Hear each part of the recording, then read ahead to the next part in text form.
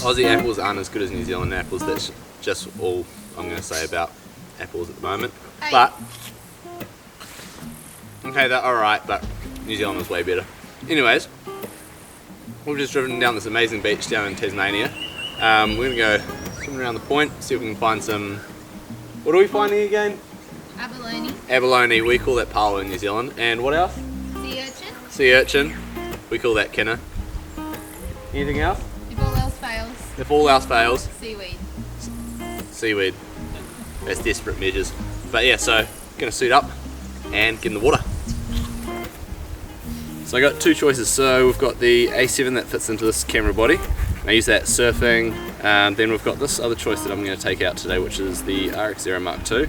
It's a 24mm f4. The reason I'm going to take this out is because we're going to go around the point a fair bit, and it also means that I don't have to waste a little bit of time when she might be preparing things and take the... Yeah, so I'm not going to waste time taking that out and making sure I'm not getting any water in it, that sort of thing. So I'm just going to keep it super easy with the RXOII Mark II, and that's got a 24 f4 flip out screen, super hardy, and it means I don't have to waste time. I'll just tuck it down my wetsuit. Might get a bit of oil on it, so I'll just lick it, lick and wipe, and then it should be good to go. So we've just got back from the ocean and pulled out a couple of pao, or abalone as they call it over here in Aussie, and they're actually beautiful size. So we've got I've got an idea of how we're going to photograph this.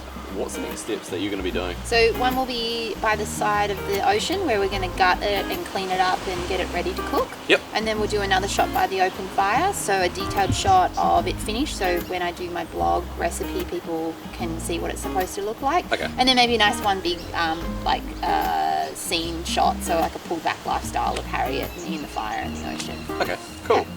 Yeah. Okay, so with that in mind, in terms of kit I'll use is most of my lenses really. So I'll be using the 24 1.4, the Sony 35 1.4. Then I'll be using for the detail shots probably the 55 1.8 and the 85 1.8. 7200 of the f4, I don't think I've got enough room with the bank in the background, so I probably won't be using that, but we'll get those shots now. So Sarah was just asking about the midday sun, which is just overhead now, which makes shooting in sort of light quite challenging, but because we're working on sand, it actually bounces and reflects back up into the face. So I don't know, a good way to always check is using your hand, and you can kind of see what sort of light you're dealing with. At the moment you can see it's really harsh there, bouncing, but say you shade there, you can see that sort of light change. It's now blocking the light bouncing off the sand.